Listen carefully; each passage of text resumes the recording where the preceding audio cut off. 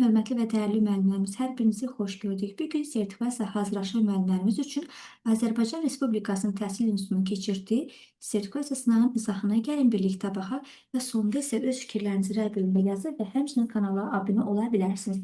Birinci sualımızdan başlayırıq. Hərəkəti düz xətli olan 3 cismin koordinatının, yəni x-in samının asılı qrafikləri verilmişdir və uyğunluğu müəyyən edirik. Gəlin başlayaq elə birinci qrafikimizin. Birinci qrafikimizə baxırıqsa, İlk önce biz tez zaman okulumuza fokuslanırıq. Bax, bunlar bizim tez zaman okullarımızdır. Bunları yerləşdirdik buradan. İndi koordinat nədir? Məsafədir də 1 metrdir. Əgər sən məsafəyə uyğun olan fiziki kəmətlərin yer dəyişmə, uzunluq bunlar hamısı düz xətlər üzərində gedirsə, bax, misal üçün 3-də birinci qrafikdə həmçinin düz xətlər ya yuxarı ya aşağı gedirsə, bu hərəkətin adı olacaqdır. Düz xətli, bərabər sürətli hərəkət.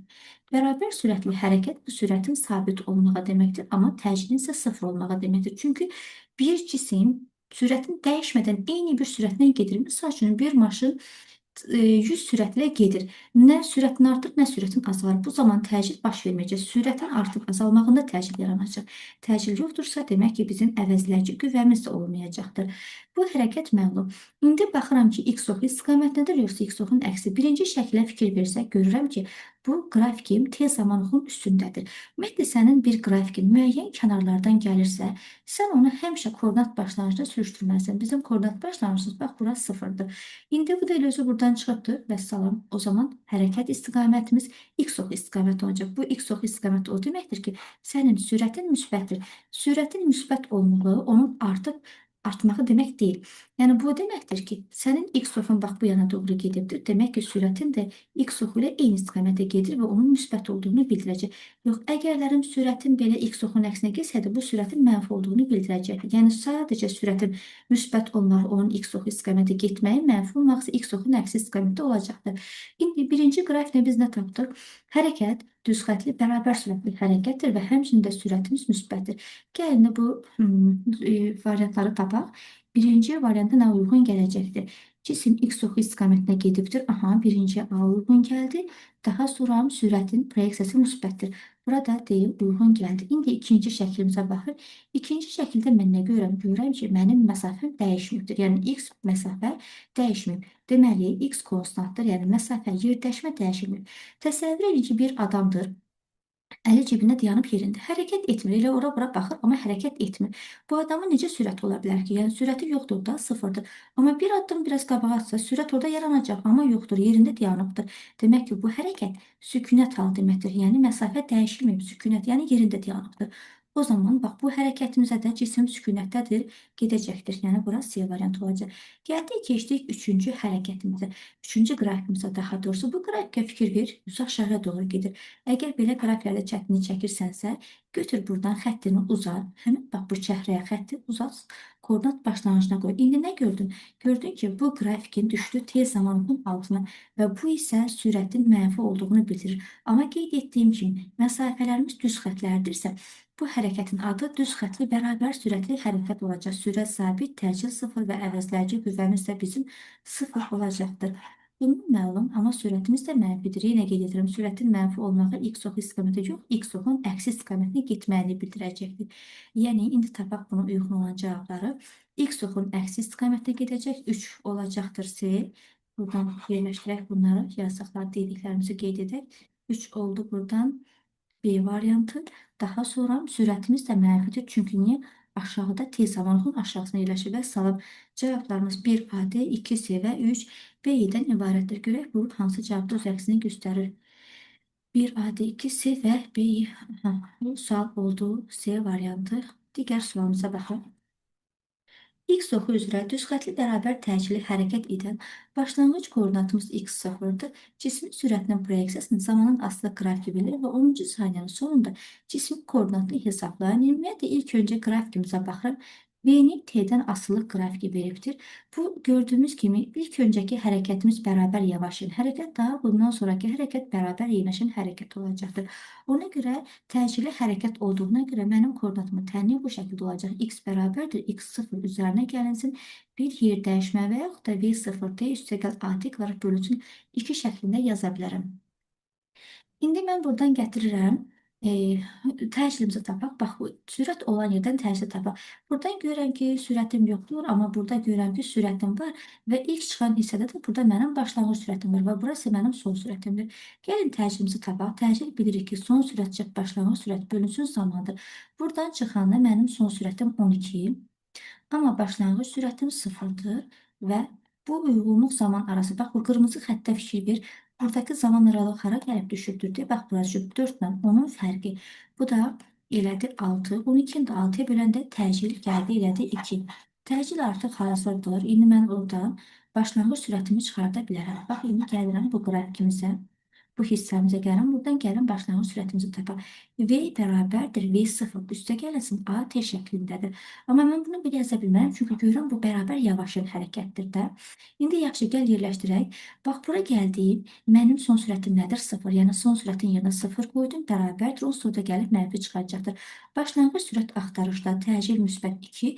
Zaman da buradan bura kimi aralıq 4-dür. Və buradan da başlanğıc sürət gəldi. Nə elədi? Mənfi 8 elədi. Və salam, artıq mənim buradan mənfi 8 başlanğıc sürətimi də bu hissədən gəlib tapmış oldum. İndi belə olduğu halda qalır mənə yer dəyişməmizi tapmaq. İndi yer dəyişməmizi tapmamız üçün deməli bizim nə var burada? X sıfırımız var. Başlanğıc koordinatı bizə verilibdir 30 metr. Qalır bir dənə yer dəyişməmizi tapmaq. X sıfırın yerinə 30 yazırıq. Yer dəyişməmizi də birazdan həll edərik, taparıq. Bilirik ki, VT koordinat sistemində yer dəyişmə fiqurun sahəsinə bərabərdir. İlk öncə bu hissəmizdən biz yer dəyişməyimizi tapaq. Bax, bu hissədir. Bura deyək ki, birinci yer dəyişməyimiz nədir? Görürəm ki, o düzbucaqlı, üçbucaqdır. Düzbucaqlı, üçbucaq ümumiyyətlə VT-də verilərsə yer dəyişmə fiqurun sahəsinə görə tapılır. Fiqurun sahəsi düzbucaqlı, üçbucaqlı, 2də 1 oturacaq vurusun hündürlükdür. Gördüyümüz kimi bizim buradan bura qədər oturacağımız, yəni 0-dan 4 aralığı bu elədir 4. Hündürlüyə qaldıqda isə, bax, hündürlükdə bu aralığımızda nədir? Mənfi 8, mənfi keçir önə vurulur 10. Bu da nədir? Deməli, 2 və mənfi 16 metr elədir. İndi isə ikinci yer dəyişməmizi gəlin tapaq. İkinci yer dəyişməmiz nədir? Bax, bu aralıqdır. Buranı tapdıqda, buradan silək. İndi bu yer dəyişməmiz yenə düz bucaqlı, üç bucaqdır. Eynən həmin şəkildə fiqurun sahəsi vur, oturacaq, vur, hündürlükdür. İndi oturacağa baxdıqda, oturacaq 4 ilə onun aralığındakı qalan fərqdir. Yəni, nə qədərdir? 6-dır. Oturacağın yerinə 6 yazırım. Hündürlüyümüz isə deyib, bax, bu hündürlükdür. Bu da 0-dan 12-dir. H-ımız da 12-dir. Bunun da yerinə 12 yazırıq. Və ixtisar etdik. Bu da elədir. Nə qədər? 3 vur 12, 36 metr su. Artıq bizim yer dəyişmələrimiz hazırdır. Yəni, indi ümumi bütün yer dəyişmələrimizi toplayacağım ki, nə qədər? Yəni, yer dəyişməmiz var. İlk yer dəyişməmizi mənfi 16 tapmışam. Yazıram mənfi 16. Üzərinə gəlirsən. Son yer dəyişməm də 36-dır. Bu da gəldi bizə verdi 20 metr. İndi və salam gətirək buradakı yer dəyişməmizin yerini 20 yerləşdirək. 30-un da üzərinə başlanğıc koordinat 30 idi.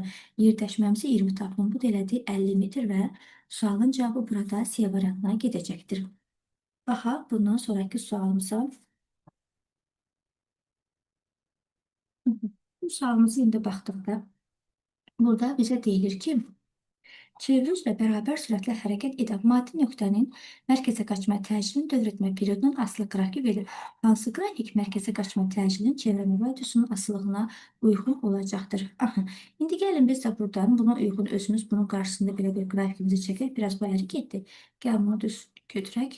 Belə. Bir də belə. Deməli, təcilin radiusdan asılı qrafikinə baxırıq. İlk öncə bu qrafikimizə baxıram. Buradan mən nə görürəm? Bax, buradan görürəm ki, bu perioddur. Buraya yazıram, bax, bu perioddur.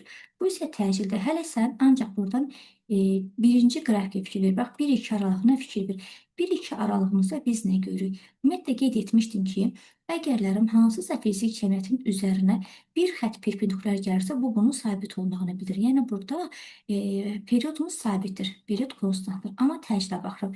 Təclimizin xətti neynir? Bax, bu xətti götür, təclin üzərinə sürüşdür. Yəni, görsən, təcil sıfırdan uzaqlaşır. Deməli, bu təclin artmağı deməkdir. İndi biz həmişə bilirik ki, düsturu təyin edəndə o düsturun içində sabit bir fiziki cəmiyyət iştirak edəcək. Yəni, burada period sabitdirsə, deməli, perioda uyğun düstur yerləşdirəcəm. Yəni, təcil bərabərdir 4 pi-nin kvadratı bölünsün periodun kvadratı vurulsun R. Buradan da görürəm ki, artıq təcil radiusla düz asılıdır. İndi ona uyğun bax qrafiki mən bu cür şəkildə yerləşdirdim. Bax düz asılıqdır bu. İndi mən bilmirəm bu 1-dən 2-yə necə gəlir. Bir dənə buradan gördüm ki, mənim təcillim artır. Deməli, həm də təcillə radius qeyd etdiyimiz kimi düz asılıdır axı. Deməli, təcil də artırsa, onda radius da artacaq. Ona görə artmağına görə ox işarəsini bax bura qoydu. Və bu aralığımız 1-dən 2-yə bu cür şəkildə gələcəkdir. Demək, buranı biz həll etdik, qutardıq. İndi isə keçirik 2-3 aralığımıza. Buradan bunu silək, yerləşdirək. Bax, 2-3 aralığına baxanda indi mən görürəm ki, aha, təcil periodunun tərs asıdır. Yenə həmin düsturu köçürdürəm bura. 4 pi kvadrat bölünsün t kvadrat vurulsun r-dir. İndi bax, bu xəttə fikir ver. Təcil iştirak edir bu düsturda və period iştirak edir. Qıraqda qalan kimdir? Radius. Deməli, bu xətt, mavi xətt, radiusun burada sabit olmağını bildirir. İndi mənim radiusum sabitdirsə, radius görürük hardadır? Bax, bu üfüqi xəttədir. Ya mənim xəttim belə olacaq sabit, ya da belə olacaq sabit. Qaldı indi bu aralıqları müəyyən edək. Görürəm ki, bu xətt ox təcildən uzaqlaşır. Deməli, bu təcilin azalmağı sayılır. Amma neyinir? Periodun üzərinə yüyür, qaçır, gəlir. Yəni, burada periodumuz artmış olacaqdır. İndi bu xətti burada yerləşdirəcəm. Deməli, radiusumuz bizim burada sabitdir. Amma təcil azaldı. Deməli, radius sabitdirsə, xətti buna belə perpendikulyar göndərir və bir yandan da təcilimiz azalır. Təcil azaldığına görə, bax, bu xətt elə bir köçür, təsəvvür elə bunun üzərinə. Təcil burada sıfıra gəlib yaxınlaşmış olacaqdır. Bu da oldu bizim 2-3 aralığımız da bu şəkildə oldu. İndi görə buna uyğun cavab harda öz əksini tapmış olacaqdır. 1, 2, 2, 3. Elə deyəsən bu, bax, bu variantdır. 1, 2, 2, 3. Hə, bəli, bu variant olacaqdır. Digər sualımıza baxıram. Bu sualımızda deyilir ki, kütləsi 200 qram olan buz yelkəni sürtülməsi səthdə sürtünməkdədir. Yəni, yerində dayanıbdır. Üfüqi istiqamətdə əsən küləyin təsiri ilə yelkən sürətinin 4 saniyə ərzində 6 metr saniyə çatdırılır. Küləyin təsir qüvvəsini hesablayın. Aha, baxın, biz demişdik ki, əgərlərin bir cisim sükunətdədirsə, onda demək ki, bunun daltı hissəsi ilə sükunət sürtünmə qüvvəsinə gəlib bərabər olmuş olacaqdır. Misal üçün, bir dənə buradan şəklimizə tam baxaq, tam düşünübdür bu. Hı. Demək, bu belə və verilənlərimizi bir dənə buradan köçürdək. Kütləmiz bizim 200 kiloqram və sürət 6 metr saniyədir. Zamanımız 4 saniyədir və bir də deyir ki, buna təsir edən qüvvəmizi tapın, görək bu nəyə bərabər olacaqdır. Aha. Deməli, küləyin təsir qüvvəsini sabit qəbul edin demək.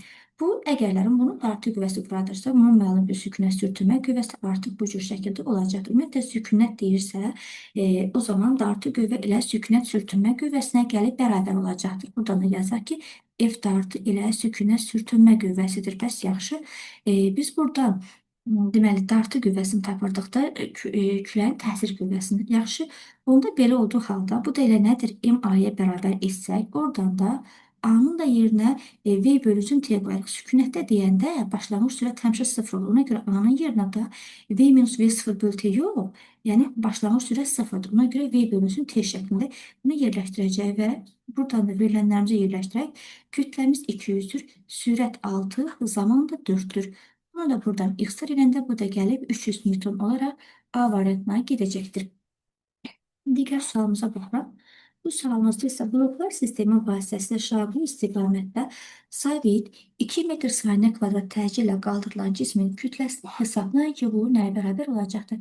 Ümumiyyətlə, biz deyirik ki, həmişə bax bu kütlənin nəyə var? Bax bu blokda yük var. Bunun ağırlığına mc yazıram.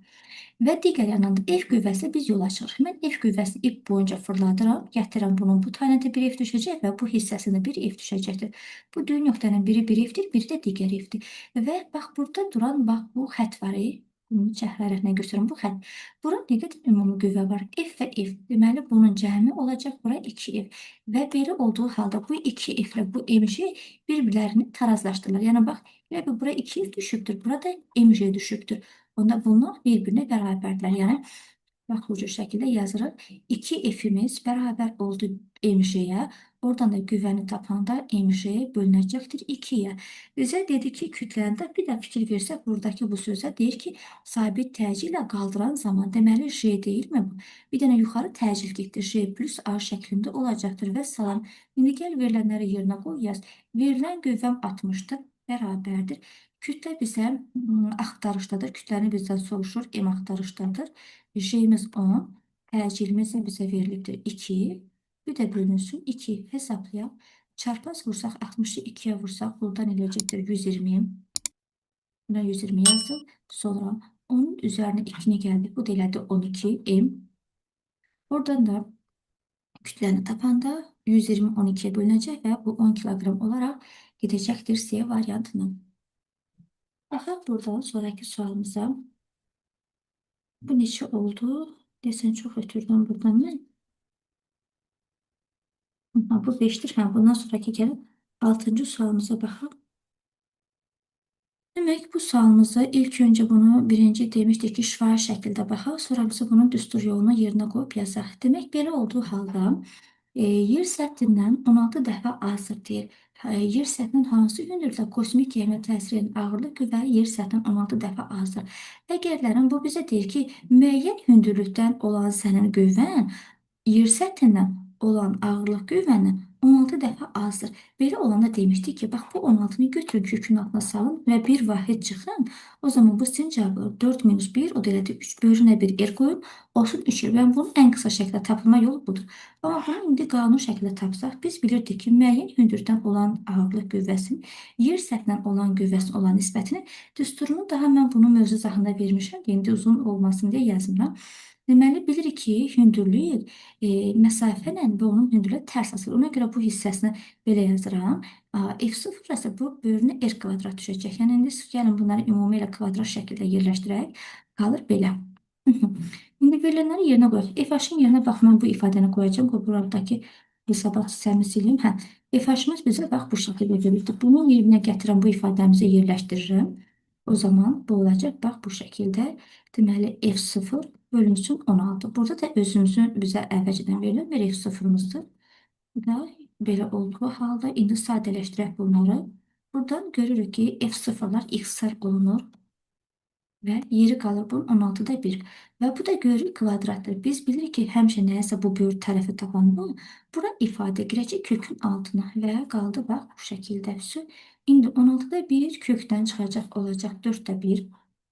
Yazaq buna 4'də 1. Və indi çarpaz vuram. 4'ü R-ə vurduq. Bu elədi 4R və R plus H-ı da 1'ə vurduq. Bu da elədi R plus H. Oradan da H-ımızı tapanda 4R'dən 1 R'in çıxanda bu da bizə gəlib 3R'i verəcəkdir. Yəni, yenə də eyni cavaba gəlib çıxacaq. Sonraki sualımıza baxaq. Burada cismin yer səthindən 30 metr saniyə sürətlə şaquli yuxarı atılmışdır. 4-cü saniyənin sonunda cismin yer səthindən olan hündürlüyünü sən tapmalısın. Ümumiyyətlə, belə götürək bax, bura bizim yer səthimizdir. Yer səthinin üzərindən bir dənə topu atıram yuxarı. Bu nə cür hərəkətdir? Getdikcə gəlirəm pik nöqtəyə çatıram. Orada mənim son sürətim qurtardı. Deməli, son sürət qurtardı və bu olub bərabər yavaşın hərəkət axı sürət azaldı. Ona görə bərabər yavaşın hərəkətə uyğun düsturumuzu təyin edəcəm. Başlanğıc sürət atılan sürət 30'dur. Zamanımızsa 4 saniyə verilibdir bizə. Başlanğıc sürət də 30'dur. Və H da soruşulur. Bu ifadələrimizə uyğun olaraq bizim düsturumuz nə idi? H bərabər idi V0T.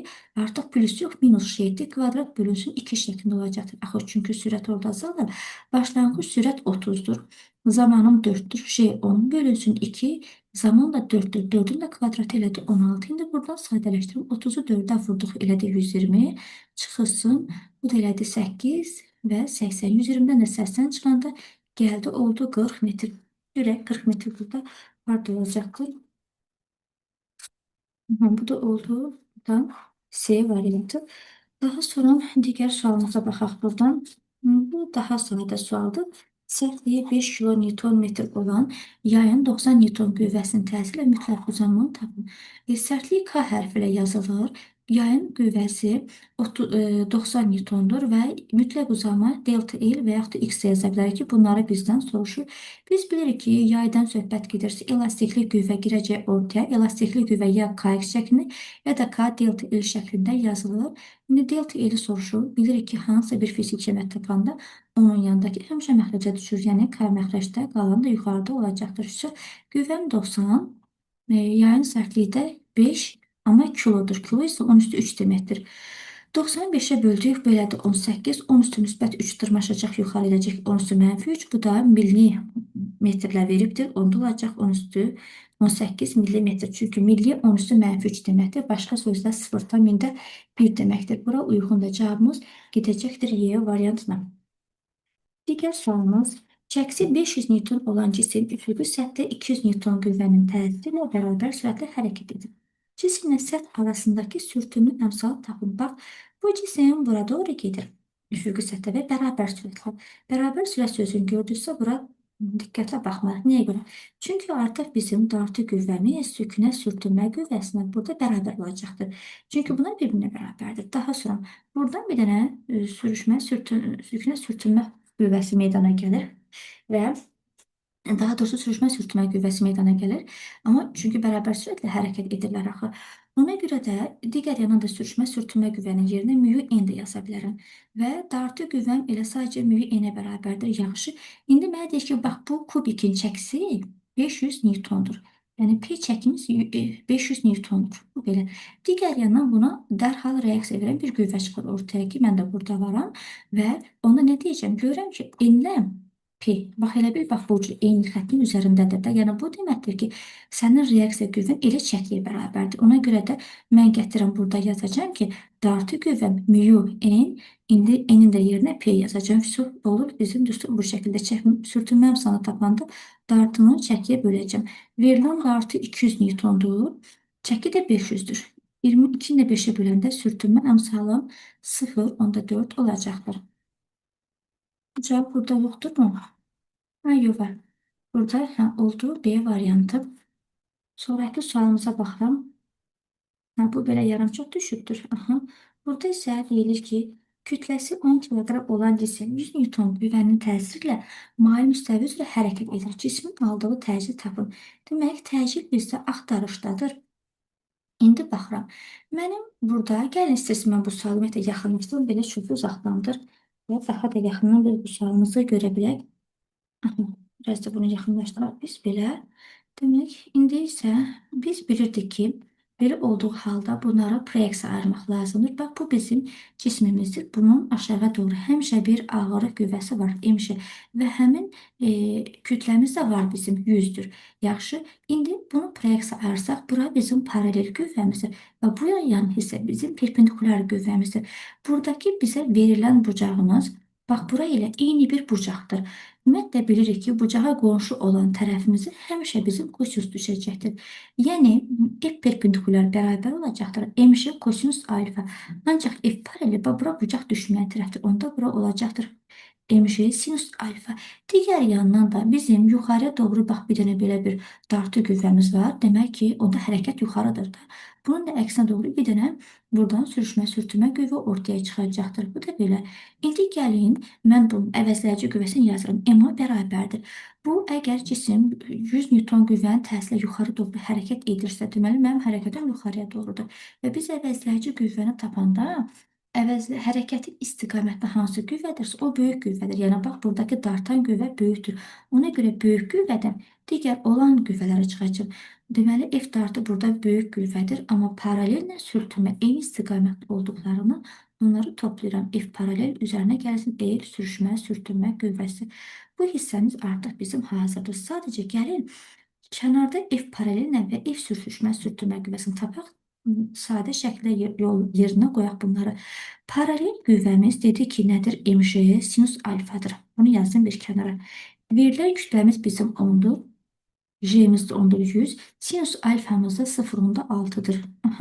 Deməli, paralel qüvvəmizi tapdıq. Biz 60 Newtondur. Bəs yaxşı.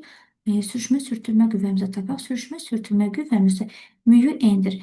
N isə buradan çıxan bir reaksiya qüvvəsidir. Və reaksiya qüvvəmizin istiqamətinə fikir versək, bu isə, bax, kimdən biridir? Perpendikulyardan. Yəni, sənin oradakı dayanan reaksiya qüvvən, elə sənin orada perpendikulyar qüvvən deməkdir. Yəni, F perpendikulyar. İndi gəl bunu hesablayaq. Bizə nə qədər verilibdir? 0,2'dir. Bunu yazaq bura. 0,2. Perpendikulyar qüvvəmizi hesablayırıq. Perpendikulyar qüvvəmiz isə MJ kosinus alfadır. M 10'dur, J 10'dursa 100. Kosinus alfa da 0,8'dir. Bunu da 100'ü də 0,8'ə vurulur. Bu da elədir 80 Newton. İndi gətirək bunu sürtünməmişsə, amma bura tamlar getdi. 8-də 2 vurduq. Bu deyildi 16 Newton. Demək olar ki, hər bir şeyi buradan biz tapdıq. Sadəcə qaldı yerinə qoyaq yazaq. İndi isə kütləmiz bizim burada 10, təcil A.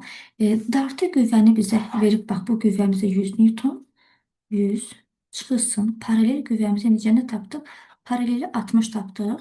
Paralel 60-dır. Sürtünmə qüvvəmiz də 16 oldu. Üstə gəlsin 16. Sadələşdirim buradan mən.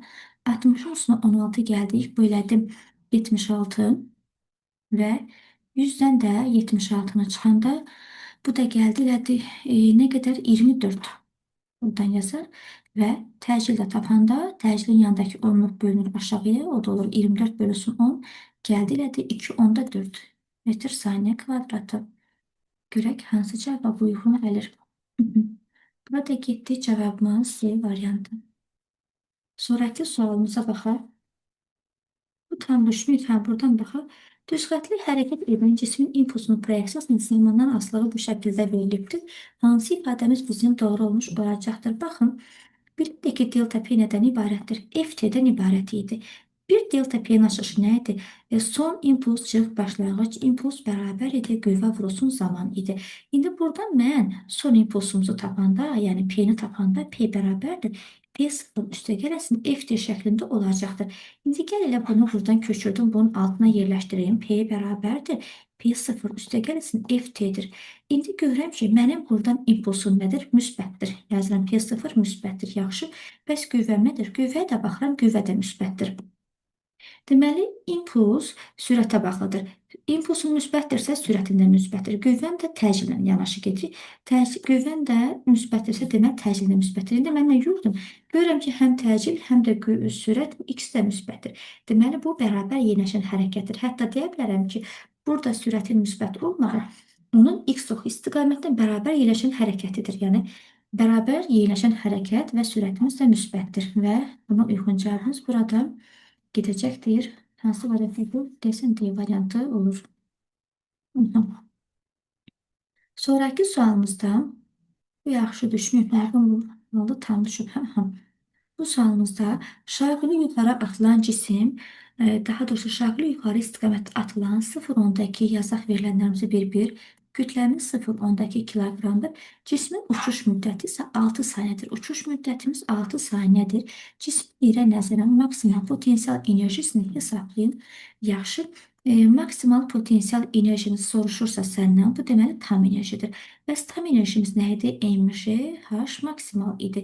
Demək ki, mənə buradan qalır, mən maksimal hündürlüyü tapım. Yaxşı, belə bir yer səthi götürəm və topumuzu başlayıram yuxarıya atmağa. Mən bu topu yuxarı atıram və bu düşür, gəlir yerə.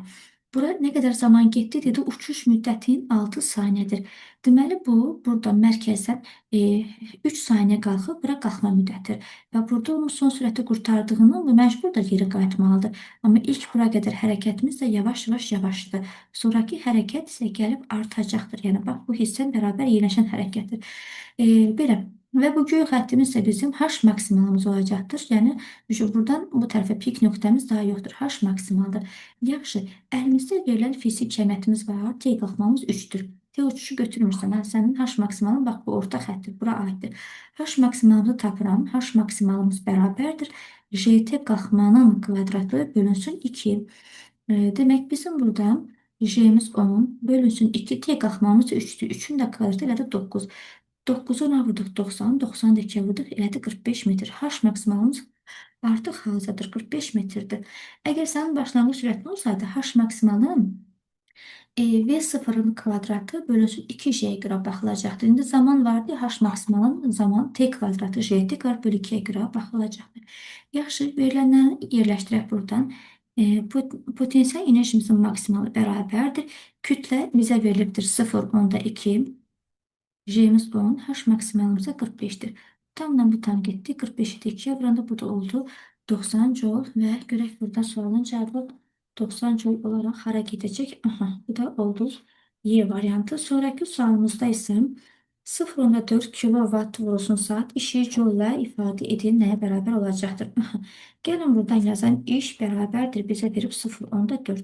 Amma kiloya baxıram. Kilo bilirik ki 1000 deməkdir. Bunu vurduq 1000'ə.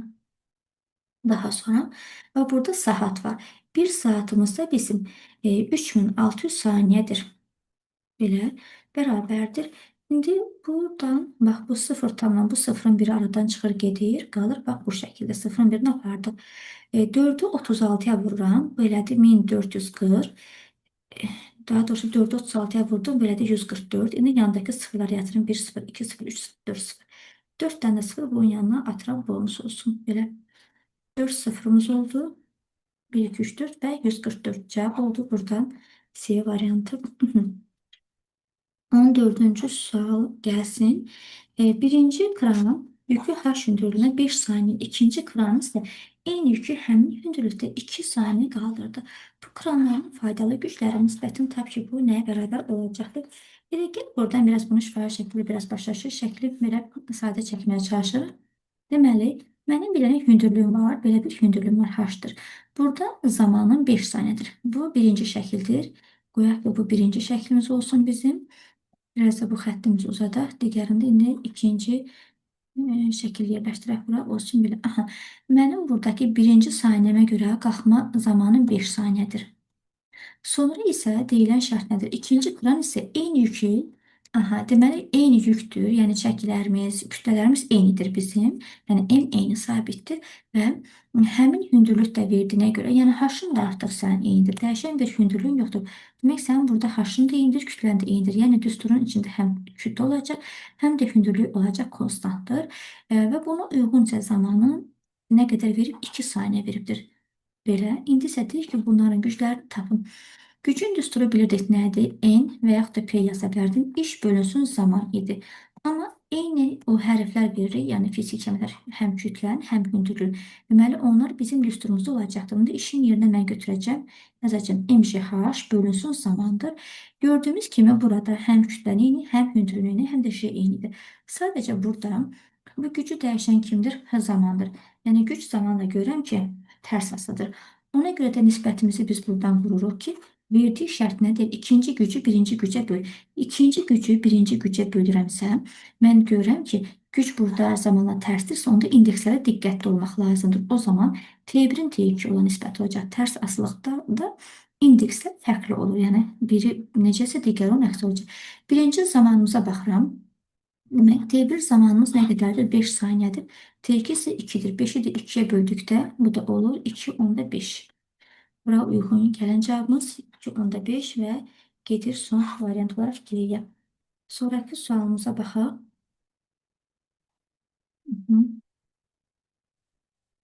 Demək, bu sualımız, bu eyni sualdır. Gəldik bura. Faydalı iş, demək ki, A faydalı bərabərdir 180 joule.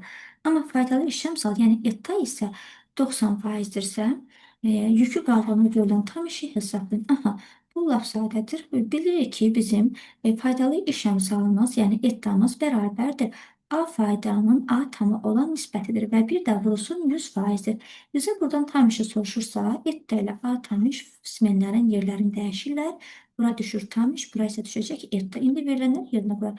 Faydalı işimiz nə qədərdir? 180 vurulsun 100. Bir də faydalı işləmsalımız da 90%-dir. Hesabatımıza aparaq gəlib eləcəkdir 200 joule və sualımızın cavabı burada B variantına gedəcəkdir. Sonraki sualımıza baxaq. Bu da eyni sualdır. İpə bağlanmış cisim harmonik rəqs edir. Cismin təcili maksimum olduğu anda hansı fizik qiymətlər sıfır olacaqdır? Baxın, yəni buradan riyazi rəqqas götürürəm. Bura bizim tarazı qaldır. Orta hissə həmişə tarazı qaldır. İndi mən götürürəm həmin bax bu ipi kənara çəkirəm. Kənar halımızda baxaq. Yadımıza bir salaq necə demişdik? Biz tarazı qalanda burada maksimum olan fizik qiymətlər sürət, impuls və kinetik enerji idi. Maksimum olurlar bunlar tarazlıq hallarında. Kənar hala gəlib keçdikdə isə kənarda kimlər maksimum olurdu? Təcil varsa qüvvədə var. Kinetik ya da potensial bir-birini əks edir deyə burada potensial maksimum uzaqlıqdır deyə ona x-in yazacağım. Kənarda bunlar həmişə maksimum olar. İndi birinin maksimum olmağı digərinin minimum olmağıdır. Birinin sinusu digərinin kosinus olmağı deməkdir. İndi bu bizə dedi ki, sən təcil maksimumdur. Təcil maksimumdursa deyir, hansı fizik əməl sıfır olacaqdır. Hansı fizik əməl sıfır olacaq, ona gəlin baxaq. Deməli, buradakilərin demək hamısı avtomatik maksimum gəldi oldu. Bunların əksi olan, bunlar bir ailədirlər. Bunların əksi olan bunlardır. Deməli, o zaman kənarda sürət, impuls və kinetik enerji demək minimum olaraq, yəni sıfır olacaqlar. İndi ya sürət, ya impuls, ya da kinetik enerji bizim cavabımız olacaqdır. Yer dəyişmə yox. Yer dəyişmə maksimumdur. Potensial tam mexanik əvəzləyici qüvvə yox. Tam mexanik enerji dəyişmir ümumiyyətlə. Yoxdur ki, burada cavab. Hə, deyil, impuls buradadır. Getdi bura. Y variantı. Sonraki suala baxaq. Demək, şəkildə tezliyi 0,5 Hz olan, yəni miyomuz bizim burada 0,5 Hz-dir. Enli dalğa təsvir olunur. Dalğanın yayılma sürətini tapıb nəyə bərabərdir? Yaxşı, mən bu sualımızı elə götürək ki, tam gəlib düşmüş olsun. Aha. Deməli, bizə tezlik verilir və sürəti tapdırır. V bərabər lambda newdur. Tezlik var əlimiz, amma dalğa uzunluğumuz yoxdur. Yaxşı, lambda necə tapılır da? Bilirdik ki, ya 2 təpə nöqtəmiz oldu, ya da 2 çökük nöqtəmiz olurdu. Yəni, çökük nöqtələrimizə bax, buralar idi. Ya da bu, indi gəlin bu aşağı hissədən götürək biz bunlara, bax, buradan. Bura bizim dalğa uzunluğumuzdur. İndi bu necə tapıram? Bilirəm, bölgülərin sayını sayıram. 1, 2, 3, 4, 5, 6, 7, 8. Deməli, dalğa uzunluğu lambdam 8 bölgüdür. Bir də fikir versən, burada nə deyir? Deyirsən, hər bölgü, yəni hər kvadratın 5 desimetrdən ibarətdir. Yəni, tapdığın bu 8-dən kifayətlənmə. Hər bölgünün də qiymətini verib 5 desimetr. 1 desimetrim də 10 üstü mənfi 1 deməkdir. 8-i 5-ə vur, eləsən 40. 40-ı da 10 üstü mənfi 1-ə vur, bu da eləyəcəkdir 4 metr üstü. Lambda hazır 4. Tezliyi bizə 0,5 vermişdi. 4-ə də 0,5-ə vuranda sürət oldu 2 metr saniyə və sualın cavabı burada B variantına gedəcəkdir. Yəni, sən dalğa uzunluğunu bax, bu arabada götürə bilərsən. Yəni, burada eyni mənadır. 1, 2, 3, 4, 5, 6, 7, 8. Ya 2 təpəli nöqtəni götürürsən, yaxud ya da 2 çökük nöqtəni götürürsən, ora sənin olur dalğa uzunluğunun tapılma yolu. Sonraki suallarımıza baxaraq. Gəlin biraz bu sualı uzaqlaşdıraq, çox yaxındır. Demək, bu sualımızda isə qabların dibinə suyun göstərdiyi təzyiq qüvvələri arasında hansı münasibətimiz doğru olmuş olacaqdır? Aha, bizdən qüvvələri soruşur. Yaxşı, qüvvələr axtarışdadırsa, onda bilirik ki, bizim təzyiq qüvvəmiz F bərabərdir. Təzyiq vurulsun bir sahədir. Birinci qaba fikir versək, bizim buradakı suyun miqdarı, bax, hündürlüyü daha doğrusu bu qədərdir. İkinci qabımızda isə suyun hündürlüyü bu qədərdir. Yəni, en sudur, bu heç. Bura məlum. İndi baxıram, buradakı hündürlüyümüzə bir H deyibdir. Digər hündürlüyümüz isə ondan bu qədər 2 dəfə azdır. Aha. Ondan 2 dəfə azdır sonra. Onda ümumiyyətlə maye görəndə biz bilirik ki, artıq təzyiqin yerinə yazacaq ki, P bərabərdir. F bərabər təzyiqin yerinə rho J H yazıram. Bir də vursun S. Yenə qeyd edirəm. Sıxlıq eyni, şey eynidir. Sadəcə burada dəyişən nədir? Qüvvəm hündürlüklə sahələ dəyişəcəkdir. Nisbət qoyuram. F1-in F2 olan nisbətini yazıramsa, o zaman H1-in H2-yə nisbəti axı düz asılıdır ona görə. Sahə ilə də düz asılı olduğu üçün S1-in də S2-yə nisbətini yazıram. Birinci hündürlüyümüzə baxanda buna bir H veribdir. Bunda H getdi. Amma ikinci hündürlüyümüzə baxanda bunu isə H bölünsün 2 veribdir. Bu H bölü 2 də görsən, haradadır? Məxrəcdən aşağı olduğuna görə bu yuxarı dırmaşacaq. 2-ni atıram buradan yuxarıya. Demək, bura 2 gəldi yuxarı, sonra S1-ə baxıram. S1 sahəm 2 S-dir. S2 sahəm isə 1 S-dir. İndi buradan sadələşdirmələrimizi aparaq. H-lar, S-lər, X-lar olunur və qalır nə? 2-ni buradan 2-yə vurduq. Bu da elədi 4. Yəni, bizim bu nisbətimiz 4-ə bərabərdir. Buradan da biz F1-i tapanda 4 F2-yə vurularaq F1 bərabər olur 4 F2. Bu cavab haradadır? Getdi B variantı. F1 oldu 4 F2. Aha. Sonraki suala baxaq. Demək, kütləsi, hara başlayıb getdi? Aha, kütləsi 12 kiloqram olan cismin həcminin yarısı suya bataraq üzür. Cismin təsirinin Arximet qüvvəsi nədir? Nə vardı bu? Üzdür, Arximet qüvvəmiz nə olur? Həmişə olacaqdır. Başqa uzundərə proseslərə ehtiyac yoxdur. Kütləni verir bizə 12, J'miz 10, elədi 120 Newton. Cavabımız görək, hara gedir buradan? Olur D variantı. 20-ci sualımıza baxaq. 20-ci sualımızda bizə deyir ki, Pascal bölünsün Joule nədir? Bilir ki, 1 Pascalın açılışı Newton bölünsün metrin kvadratıdır və 1 Joule'un açılışı isə Newton vurulsun metrdir. Newtonlar ixtisar olunur, yerdə qalır bura boş 1 qalır metrin kvadratında. Metrə vuranda bu deməli kub metr. Bu da nə deməkdir? Kimin vahididir? Konsentrasiya. Çünki bax, n nədir? 1 nədir? N saydır. Bu da nədir? Həcmdir. Sayı da həcmə böləndə bu da mənə bir konsentrasiyanı verəcək. Yəni buradakı cavabımız olacaqdır A variantı. 21-ci sual gəlsin. Gəlmiş ki, bu sualımız. 21-ci sualımızda isə verilmiş kütləli ideal qazın təzyiqinin temperaturdan asılı qrafiki təsvir olunur. AB və BC proseslərində həcmi necə dəyişmiş olacaqdır? Bu sual çox uzaqdandır. Yaxşı olar ki, bunu biraz bizdə yaxınlaşdıraq. Demək belə, onda biraz qələmlərin də ölçülərini buradan kiçildim mən. Aha, deməli, burada ilk öncə AB hissəsinə baxıram. AB hissəmizə baxdıqda kim sabitdir? Xətt kimə perpendikular getsə, o sabitdir. Görsən, təzyiqə getdi. Deməli, AB hissəndə sənin təzyiqin sabitdir. B konstantdır, yəni izobar prosesdir. Amma mən hər bir şeyi həcmə gətirəcəm. Çünki həcmi deyir bizə tapın. Yaxşı, belə olduğu halda, bax, bu xəttini götür, temperatur xəttinin üzərinə köçür. Temperatur neyinir? Sıfırdan qaçır. Deməli, sənin temperaturun artır. Mendeleevin Klaperon tənini qısa şəkildə belə yazsaq, təzyiq toxunulmazdır, bununla işimiz yoxdur. Amma temperatur artırsa, demək bizim həcmimiz də artacaqdır. Demək, mən tapdım ki, AB hissəsində həcmimiz bizim artacaqdır. İndi isə BC hissəsinə baxıram. BC hissəmizdə bura fikir versək, bu neyinir? Bax, belə gəlir. Nə sənin təzyiqin, nə də sənin temperaturun sabit deyil. İkisi də sadəcə oktavur şəkildə azalırlar. Nəyə görə? Hamısı gəlirlər, bunlar sıfıra doğru gəlirlər. Amma fikir ver, iki fiziki əməd əgər dəyişirsə, bilin ki, PV bərabər T-dən digəri sabit qalmağı deməkdir. Yəni, bu, həm sənin burada təzyiqin azalır, həm də sənin burada temperaturun azalır. Deməli, qıraqda qalan kimdir? Bu prosesimizə görə həcm sabit qalacaqdır və salam. Burada da V konstant qalacaq, artıq dəyişməyəcəkdir. Amma bu prosesimizdə həm təzyiq, həm temperatur ikisi də azalacaqdır. Amma V konstant olacaq. Mütləq bu üç fiziki əməkdən ikisi dəyişəndə biri mütləq kənarda sabit qalır. Ümumiyyətlə, bir yandan da demişdik ki, həm həcm, həm sıxlıq, həm konsentrasiya üçü də dəyişməyəcəkdir. Demək, həcm artacaqdır AB hissəsində. BC hissəsində isə həcm dəyişməz. Artar, dəyişməz cavabımız gəlir, çıxır buradan. D variantına. Sonraki sualımıza baxıram. İndi isə bizim bu sualımız daha yaxına gəldi. Çıxır, gəlin, yaxşı, şimdi biraz da bizim uzaqlaşdıraq ki, sualımızı tam aydın görmüş olaq.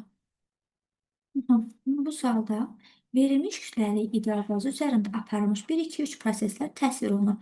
1-2 prosesin ideal qazın daxili enerjisi 20 kilojol artarsa, bəs 2-3 prosesin ideal qazının daxili enerjisinin dəyişməsi necə olacaqdır? Gəlin, ilk öncə bu verilən şərti yazıram. Bax, 1-2 hissəsində bizə deyir ki, bax, bu hissədə daxili enerji 20 kilojol əvəz etmişəm. 1-2 qrafikimiz 20 kilojoldur, yaxşı. Bəs buna əsasən sənin 2-3 daxili enerji nəyə bərabər olmuş olacaqdır? Yaxşı, həmişə biz bilirik ki, bizə hansı tapmacanı verirsə, biz ilk öncə o tapmacamızın cavabını tapmalıyıq. Yəni, 1-2 hissədə bu 20 kilocu olursa, birinci 1-2 aralığına baxıram. Bax, 1-2 aralığına baxanda görürəm ki, kim sabitdir? Həcm oxuna fikir ver, V konstantdır. Deməli, indi gəlin düsturumuzu yazıram. 1-2 aralığımıza görə daxili enerjimizin düsturu necədir ümumiyyətlə? 2-də 3, təzyiq vurulsun həcmdir. Görürəm ki, burada həcm dəyişmir, sabitdir. Yəni, V-nin yerinə burada nə var? V0 var. Bunun yerinə V0 yazdım. Sonra mən gəldim buradan buraya doğru. Buradan da görürəm ki, mənim dəyişmə aralığım haradadır? Təzyiqim dəyişir. Təzyiqim ikinci nöqtədə son halıdır. Birinci nöqtədə isə onun başlanğıc halıdır. Onda təzyiq dəyişir deyə artıq mən bunu P şəklinə yox, delta P şəklinə yazacağam. Və bir deltanın da açılışı son fiziki əməkdən başlanğıcı çıxmaq deməkdir. Yəni, son P2-dir, başlıq da P1-dir. Demək, sonumuz bizim 3P0, başlığımız da P0-dır. 3P0-dan da 1P0-ın çıxanda bu deyiləcəkdir 2P0. Bunu da yerinə yazıram. 2P0 və 2-lər oradan ixtisar olunur. Yerdə qalır nə? 3 P0, V0. Biraz səliqəli yazaq bunu. 3 P0, V0. İndi bizə nə vermişdi ilk öncə şərtdə? Dedi, 1-2 hissənin daxili enerjisi 20 kilojoldur. Yəni, mən bax, bu ifadəni 20 kilojolda əvəz edəcəm. Harada, yəni, mən 3P0, V0 gördümsə, bunun avtomatik yerinə 20 kilojolu yapışdırıb qoyacağım. Bura qutardı, getdim. İndi isə baxıram digər hissəmizə. 2-3 aralığımızı bizdən soruşdu. 2-3 tərəfimizə baxıram, bax bu vəziyyətimizə. Aha, burada işinə görə mən, burada görəm artıq mənim kimim sabitdir? Təzyiqim. Təzyiq sabit olaraq, yəni konstant olaraq sadəcə qiyməti 3V0-dan ibarət olacaqdır. Aha, gəlin yenə 2-3 aralığımız üçün daxili enerjimizin düsturunu yazıram. U bərabərdir 2-3. Yenə daxili enerjimizin düsturu 2-də 3 PV-dir. Dəyişən burada görürük P konstantı. Dəyişən şu həcm olacaqdır. Bax, bu xəttimizi götürək bura köçürdək. Görəcəm ki, həcm isə V0-dan 4V0 aralığında dəyişir. Son demək həcmimiz bizim budur. Yəni 3 nöqtəmizə görə son həcm budur. Amma buradan başlanğıc həcm isə bax budur. Yenə də onda biz V-nin artıq yerinə belə bir mötərizə açıram. Sondan başlanğıcı çıxıram. Son 3-dür. Başlanğıcımız isə nədir? 2-dir. İndi V3-dən çıxıram V2-ni. Buradan da V3'ümüz bizim 4V0'dır. V3'ün yerine 4V0 koyaq. V2'miz də V0'dır. Belə və 4V0'dan da 1V0'ın çıxanda bu deyəcəkdir 3V0. Deməli 3V0 elədi. Amma təzyiq qiymətini qoymadım ki, niyə görə? Təzyiqimiz amma nə idi bizim? 3V0'dır. Təzyiqin də yerinə 3V0 qoyaq. Bu da belə. 3P0. İndi gəlin mən bunu 3P0 V0 halına gətirim. Bax, buradakı 3'ü gətirin bunların önünə atım. 3'ü buradan 3'ə vurum. Eləsin 9. Bu şəkildə bunu saxlayıram. Belə bir vəziyyət qaldı. Bu da nə deməkdir? 3B0, B0-ın cavabı nədir? Elə 20 demək deyilmi? Onda mən bunu 2-də 9 qalır qıraqda. Bir dənə vuram bunu 20. 0'a 2'lər ixtisar olunur. 9'u da 10'a vuranda bu da 90 kilojoule olacaqdır. Beləliklə 90 kilojoule hara gedir çıxır? Niye variantı olur? Sonraki suala baxaq. Demək, burada bizə deyilir ki, mayenin qaynatma temperatürünü necə artırmaq olar? Mayenin səthinin xarici təzyiqini artırmaqla. Bu belə şifahi sualdır və 23 olur burada C variantı. Sonraki sualımıza baxaq. Bu neçə oldu? 23, 24 tam düşünün. Ha, o 24 elə buradadır ki. Onda 24-cü sualımıza yaxınlaşdıq. Yenisi uzaqdan biri yaxındandır. Buradakı sualda isə uzunluq 2 metr yazıram. Demək, el bərabərdir 2 metrdir və en kəsr sahəsi isə, yəni istə 2 metr 2 santimetrin kvadratıdır. Polad məhdildən 500 kiloqram, buna da M yazaq. M-imiz də bərabər 500 kiloqram yük asılmışdır. Məhdilin mütləq uzanmasını hesablayın. Mütləq uzanma isə delta L idi. Və bir də buradan bizə yük modulu verilib. Yük modulu da E hərflə, Y hərflə yazır, bunu verir. Bir də bu məhdud söhbətlərini gördünüzsə, həmişə yazın mexaniki gərginlik. Məhdud neyinib? Gərginləşib də tarama çəkilibdir. Ona görə mexaniki gərginlik bərabərdir. Qüvvə bölünsün sahə. Digər yandan da mexaniki gərginliyin Y düsturu var idi. Buradan görürəm, məndən mütləq uzanmanı soruşur. Ona görə bax, bu nisbi uzanmanın da yerinə delta L bölünsün L0 yerləşdirəcəm. Bu da belə. Qalır bir dənə bizim burada kütlə çatmaq. Onda qüvvənin də yerinə buradan MC yazıram və sigma, yəni mexaniki gərginliyi atıram getsin da. Ona ehtiyac ucu qalmadı. Bu da belə. Belə bir son düstur gətirimi çıxartdım. İndi isə buradan biz delta L-imizi tapaq. Demək, delta L də bərabər olacaqdır. M, J, L0 bölünsün S, Y. Demək olar ki, bütün fiziki əməllər bizdə var. Kütləyə 500 verilib. J 10'dur. L0 2'dir. Sahəmiz isə 2 santimetrin kvadratı. 2 yazıram. 1 santimetr 10 üstü mənfi 2'dir. Amma bunun başı kvadratdır deyə şu bu 10 üstü mənfi 2 yox, 10 üstü mənfi 4 olacaqdır. Y yük modulumda 2 vuruşun 10 üstü 11'dir. İndi mən sizə bir dənə sadəlik belə deyim ki, fikir versəniz, buradakı bizim cavablarımız hamısı fərqlidir. Bax, hamısı cavablar fərqlidir. Ona görə burada üstlərə, yəni onluqlarda, bax, aparmayın. Yəni, sadəlik olsun elə tezlikləri ixtisar eləyin. Qalır burada nə? 5'lik və 2'lik. 5'i də 2'yə bölün 25 eləyir və yaxud da 50-ni 2'yə bölün 25. Nəsə, bax, cavabımız 25 ilə çıxacaq. Yəni, vaxtda qənaət etmək üçün istəyirsinizsə, 25 ilə bir dənə cavabımız bizim bax, buradan ekvivalent olacaqdır. Yəni, amma görsən, yox, bir cavabın 0,25, biri 25, biri 250-dirsə, onda bunu dəqiq şəkildə hesablaya bilərsən. Yəni, əmsalla hesablayırıq, bunu belə qısa şəkildə. Belə gəldi bu B variantı çıxır. Sonra səthi gərilmə əmsalı, səthi gərilmə qüvvəsinin asılı qrafiki hansı olacaqdır? Əlbəttə, səthi gərilmə qüvvəsi necə idi? F bərabər idi, sigma L idi. Digər yandan buna oxşar hansı düsturumuz vardı? F bərabərdir K delta L idi də. Bu, ümumiyyətlə, bu yayın sərtliyi idi. Bu da səthi gərilmə əmsalıdır. Bunlar heç bir fiziki qiymətdən asılı deyil. K S-yə bölünsün L sıfırdan asılı idi. Bu isə yalnız temperaturun tərs xətti asılı idi. Yəni, bu başqa heç bir fiziki qiymətdən asılı deyil. Ona görə bizim bax, bu sualımız gedəcəkdir D variantına. Sonrakı sualımıza baxıram. Elektroskopun bir iş prinsipinə əsaslanır. Ümumiyyətlə, bax, biz bilirik ki, elektroskopun iş prinsipi nədir? Yüklənmiş cisimlərin qarşılıqlı təsirinə əsaslanmış olacaqdır. Yəni ki, eyni şərait yüklər bir-birlərini orada itələr. Həmçinin onların vərəqləri açılır və bunlar arasında qarşılıqlı təsir qüvvəsi var. Yəni 2 və 3 sualımızın cavabı burada uyğun gəlmiş olacaqdır. Sonrakı sualımız müsbət yükü tam düşməyib ki, buradan. Müsbət Q yükü bir cins elektrik sahəsinə daxil edilir. AB, BC və CA trayektoriyasına baxaq. Onda birinci baxaq görək burada nə var, nə verilibdir. Yaxşı, gəlin biraz bu şəklimizi uzaqlaşdıraq buradan biz. Belə. Hı. Biz buradan daha yaxşı görünür. Aha. Görürəm ki, buradan bizim elektrik sahəmizin intensivini, bax, istiqamətini, qüvvə xətlərini bu cür şəkildə verilibdir. Bir yandan da bilirik ki, elektrik sahəmizin qüvvə xətləri həmişə müsbətdən mənfiyə doğru gedir. Bu hissəmiz məlum. İndi AB hissəmizə baxın. Bu da bizim AB hissəmizdir. Və buradan da sürətin istiqamətini veribdir. Bizim sürətimizin istiqaməti üzü yuxarıya doğru gedir. Yaxşı. İndi və dedi müsbət yükdür. Yəni, bax, bu müsbət yük üzü yuxarıya doğru gedir. Yaxşı, bu getsin. İndi bilirik ki, müsbətlə müsbət yüklər bir-birlərini neynir? İtələr. Eyni işarəli yüklər bir-birini itəlir. Onda deməli, qüvvə də sürətlə eyni istiqamətdə gedir. Əgər qüvvə ilə sürət eyni istiqamətdə gedirsə, o zaman bu hərəkət bərabər yerləşən hərəkət olacaqdır. Bərabər yerləşən hərəkətdə iş müsbət olur. Kinetik enerji artır, çünki sürət artır axı. Və ona görə də potensial enerji isə bunların həmişə əksinə doğru azalacaqdır. Burada işimiz müsbətdir. İndi bir dənə tapdığımız hissəni bura baxaq. Yəni, bax, yükləri buradan da yanaşa bilərəm. Mən mənfi ilə bu müsbəti də buradan yanaşa bilərəm. Yenə də bunlar bir-birini cəzb etmiş olacaqdır. Yaxşı, AB hissəmdə tapdığımız işimiz müsbətdir.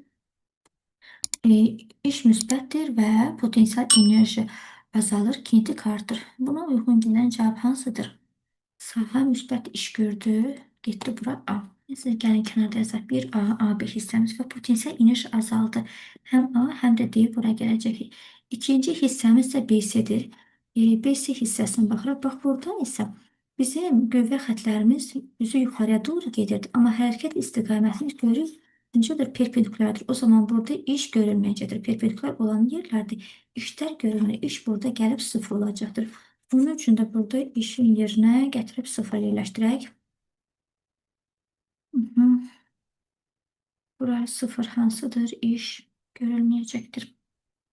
Burada getdi B variantı və onda ümumiyyətlə kinetik enerji də dəyişməyəcək ki, yükün potensial enerjisi dəyişməyəcək. Elə burada Y də həmçinin uyğun gələ bilər. Sonra 3 isə CA hissəmizdir. Yaxşı, bura baxaq. CA hissəmiz də belədir. İndi bax, hərəkət istiqamətimiz, yəni sürətimiz bizim oxu sürəti bildirdə belə gəlibdir. Yenə müsbət yük verilib də bizə. Bax, bu cür şəklə gəlir. Bura fikir ver. Bu mənfi, bu müsbəti neyini? Özünə çəkəcək. Qüvvə bunun özünə çəkəcək. Sürətin ayağının altını qazdır. Ona görə sürətlə qüvvə düşür burada əksi istiqamətə getdikcə bu yavaşır. Yavaşayan nədir? BC hansı hissədir bu? CA hissəsi, yəni yavaşayan nədir? Sürətin azalmağı deməkdir. Sürət azalırsa kinetik enerji azalır. Kinetik enerji azalırsa ümumiyyətlə iş mənfi olacaqdır. Amma potensial enerjimiz bizim artacaqdır. Baxaq, yaxşı, buna uyğun gələn cavablarımızı buradan təyin edək. Deməli, üçüncü şərtimizdən iş mənfidir. Bunu verməyibdir. Amma potensial enerji bizim burada artır. Onda bir dənə bura C variantını götürmüş olacağım. Cavablarımız bizim bunlardan ibarət oldu. 1AD, 2B'yi və 3C'dir. Digər suala baxıram. Burada isə yükləndikdən sonra mənbədən ayrılmış. Bax, bu sözü tez analiz edək. Yükləndikdən sonra nə deməkdir? Deməli, yük konstantdır. Yəni, haqqında düsturun içində sabit hərflər mütləq olmalıdır. Yəni, bu düsturu tapmasın. Bu fiziki əmək düsturda olmasa, deməli sən səhv düstur tapmısan. İndi isə bizə deyir ki, elektrik sahəsinin intensivliyi məsafədən asılı qrafik. Bax gör, nəyə bərabər olacaqdır. Elektrik sahəmizin intensivliyi gərginliyin D-yə olan nisbətidir. Yəni, yəqin ki, tez buradan götürüb bu variantı yazmısınız və cavab gəlib səhv çıxar. Amma belə deyil. Q sabitdir. Demir bu konstantdır. Bu konstant olsa bunu seçərdim. Gələrdi tərs olardı. Amma Q sabitdir. Onda mən nə edirəm? Mən onun yerinə Q bölünsün C yerləşdirəcəm. Ona yerdə yazıram Q bölünsün C. C-nin də yerinə yazıram bax bu düsturumuzu. Senin yerinə yazıram. Epsilon 0 vurulsun S bölünsün D. D qalxacaq yuxarı. Bir dənə də burada bizim bir D'miz var idi. Və buradan D'lər X-ə olmuş. Son ifadəm qalır belə. Yük bölünsün Epsilon 0 vurulsun S. İndi artıq mənim gözümə buradan dəymiş ki, intensiv məsafə ilə asılı deyil. Ona görə intensiv məsafə ilə asılı olmur və bu gedəcəkdir C variantına. Sonraki suala baxaq. Aha. Bu sualımızda kondensatorun gərginin onun yükündən asılı qrafiki verilmişdir. Grafikin A nöqtəsinə uyğun elektrik sahəsi enerji tap nəyə bərabərdir? Görün, bura O gərginlikdir və burada görən yüktür və millidir. Bunun 10 üstü mənfi 3 olaraq nəzərə almaq lazım. Elektrik sahəmin enerjisinin bu verilən fiziki əməklərə uyğun belə bir düstur var. QO bölünsün 2. Və ümumiyyətlə, gərginlə yük yerində fiqurun sahəsinə bərabər. Onsa düstur da elədir ki, bu elə gəlib orada fiqurun sahəsini bizə vermiş olacaqdır. Buradan yükümüz 50, milli 10 üstü mənfi 3 deməkdir. Gərginlik də 8-dir. Bölünsün 2, 8-i 2-yə bölüb 4, 50-ni 4-ə vurduq 200. Bunun da önündə bir 10 üstü mənfi 3-ümüz var idi. Gəldi, elədi 0, 10 və 2 joule. Görək, cavabımız hansı variantlıdır? Bu da oldu C variantı.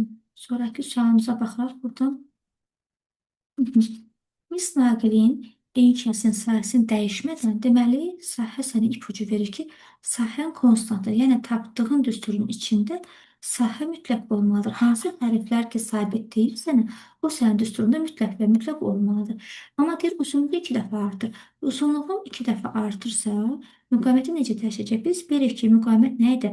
Rho L bölünsün S idi. Sahə düsturda var və gördüyümüz kimi buradakı müqavimətimiz isə bizim uzunluqla düz asılıdır. Yəni, sənin uzunluğun 2 dəfə artırsa, demək ki, müqavimətin də 2 dəfə artmağı deməkdir.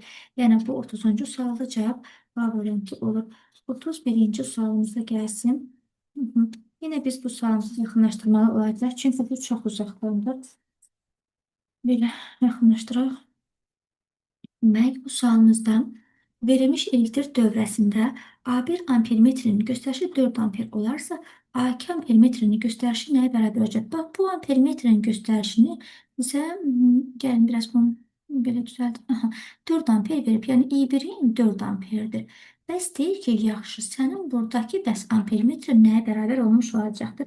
Biz ümumiyyətlə bilirik ki, cərəyan yola çıxanda tək ipin üstündə, tək naqilin üstündə daha çox gərginlik olur. Bu gəlir bura, şaxələnir, qola budağa bölünür. Bura düşürsə əgər bunun payına 4 amper, burada müəyyən 1 amper düşəcəkdir. Amma bunların cəmi sənə bax buradakı 1 ampermetri verəcəkdir.